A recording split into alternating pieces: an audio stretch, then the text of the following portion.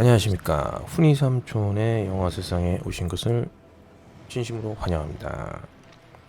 이번 영화 미드웨이입니다. 롤랜드 에머리 감독이 이제 영화인데요. 여지껏 그 나온 태평양 전쟁을 소재로 한 영화 중에서 이 공중전이 그러니까 막 전투씬이 공중전에서 이 전투씬이 가장 많이 나왔던 것 같아요. 미드웨이 이제 전투는 태평양 전쟁의 어떤 이제 승패를 좌우하는 전쟁사의 가장 중요하면서도 이게 분기점이 되는데요. 의외로 이제 이런 영화들이 많이 안 났어요. 의외로 그러니까 미드웨이라는 전투가 가장 중요하거든요. 이게 태평양 전쟁에서. 그런데 안 나왔어. 그 이유는 뭐겠습니까? 뭐 항공모함이 일단 나와야 되죠. 뭐 이제 막 전투기들이 수많이 나와야 되죠. 또 뭐 배우도 많이 나와요. 제작비가 만만치 않죠. 그런데 이제 이것을 영화했을 때 또 흥행면도 고려해 봐야 되는데 또 이게 영화로 만들기에는 또 이렇게 또 복잡한 면이 있고 어쨌든 간에 이런 이제 그 당시에 이제 전략적인 부분이라든지 또 어떻게 또 이기게 됐는지 막 이런 부분들을 또 영화하기가 또 만만치가 않았을 거라고 이제 생각을 합니다. 근데 이제 그 전에 이제 이제 저희는 이제 진주만이라는 영화가 있죠. 그 진주만이라는 영화에서 이제 뭐 벤 애플릭이 나오고 이제 이랬던 영화인데요. 그 진주만 전에 60년대입니까? 그 미국에서 그 도라라는 그러니까 그 당시에 이제 일본 군들이 어떤 암호명이죠. 진주만이 그 도라라는 그 영화에서 이제 진주만 그 습격을 다룬 영화입니다. 그리고 나서 그 속편이 나왔어요. 그 속편격이 이제 미드웨이입니다.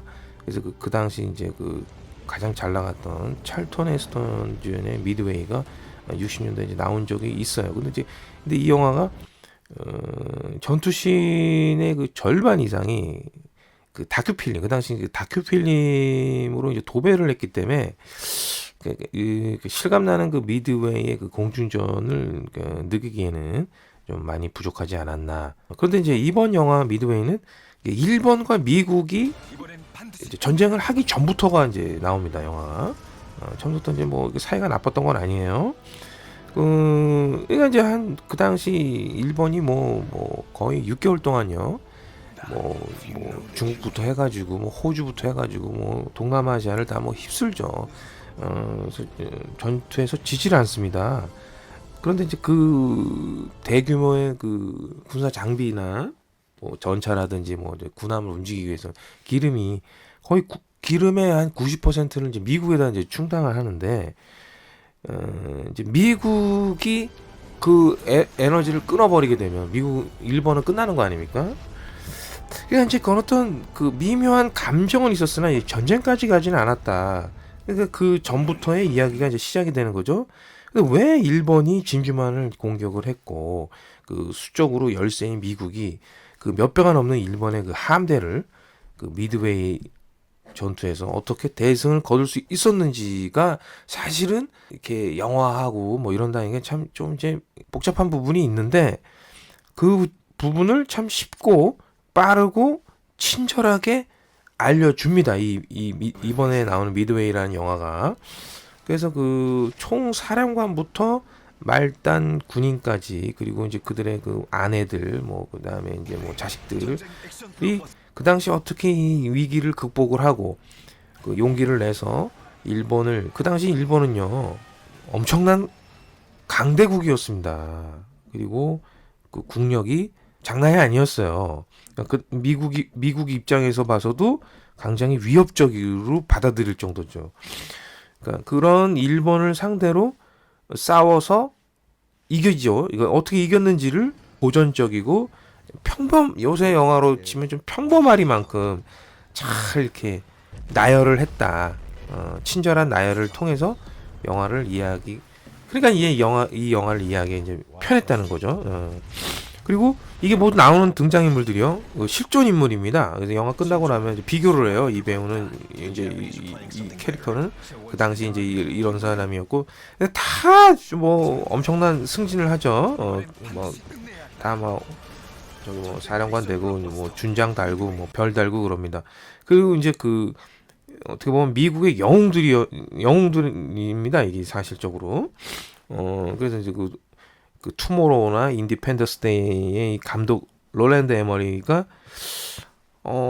왜 갑자기 전쟁 영화로 돌아왔을까? 물론 이제 그 중국 자본이 좀 많이 들어와서 그래서 그런지 되게 이제 이 영화상에서 이제 뭐 사실이긴 하나 중국에 대한 어떤 부분들이 이제 좋게 나와요.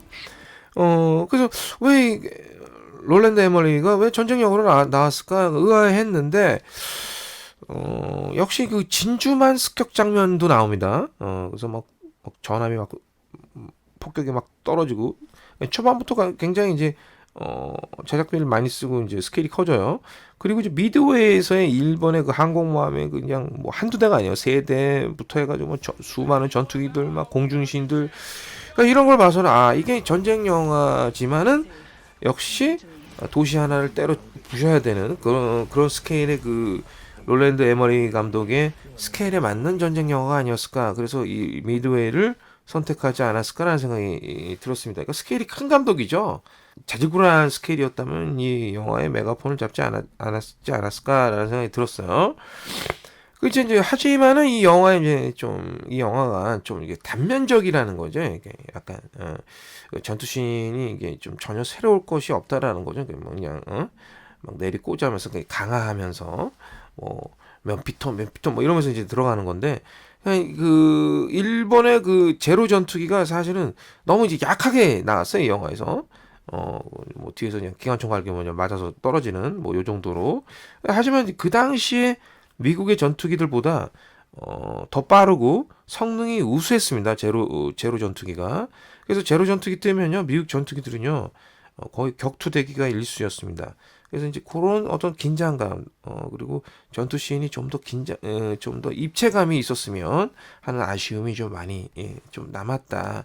그런 영화가 뭐 충분히 그 공중씬이나 전투기 씬들이 재미없었던 건 아니에요. 긴장감이 어느 정도는 있지만은 그걸 좀 더 입체감 있게, 좀 더 긴박감 있게 좀 디테일하게 들어갔으면 어땠을까라는 생각이 좀 들었어요.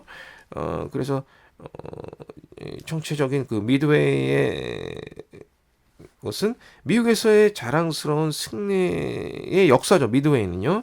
그러나 일본의 입장에서는 야 이게 이제 자다가 그냥 벌떡벌떡 일어나는 거거든. 이게 그 미드웨이 전투에서만 이게 정보가 새지 않았으면 완벽한 기습 작전이었거든요. 어려움을 당할 수 있었을 텐데 그러면 진주만의 기습 작전 성공과 또 미드웨이의 어떤 기습으로 인해서 함대들이 완전히 이제 멘붕이 빠졌을 수도 있었을 텐데 이게 정보가 세죠.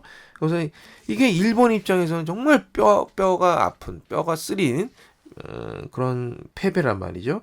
그래서 평생으로 이게 남아서 경기를 일으킬 만한 영화가 아니었나 일본의 입장에서는요.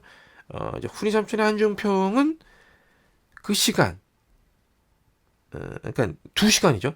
2시간 몇십 분 안에 배울 수 있는 진주만의 공습과 미드웨이 전투 그리고 태평양 전투의 어떤 그 시작의 어떤 핵심 가장 중요한 전투를 알 수 있었다. 그러니까 2시간 몇십 분 안에 배울 수 있는 진주만 공습과 미드웨이 전투였다. 였습니다. 여기까지였고요. 훈이 삼촌의 영화 세상 여기까지입니다. 감사합니다.